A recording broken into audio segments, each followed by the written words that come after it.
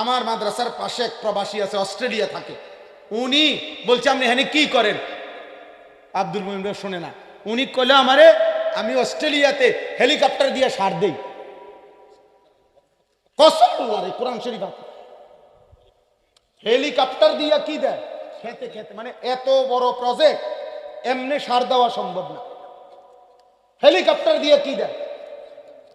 সার দেয়। তো আমরা দেশে কোন বছর হেলিকপ্টার দিয়ে সার দিব? আজকে এখন কত সাল? 2025। একটা আইডিয়া করেন না? বোঝো নাই ভাই? আমরা কোন বছর দিব? তে বেটা হেলিকপ্টার দিয়ে সার দেয় বলে, কি কয়? আমার এক প্রবাসী আছে জাপানি, উনি কইতেছে হুজুর আপনার এই সমস্ত প্রাইভেট কার দিয়া ছাগলের ঘাস টানে। ছাগলের ঘাস। তাহলে দুনিয়া আল্লাহ তাআলা বেঈমানকে বেশি দিবে, এটা আল্লাহর ওয়াদা।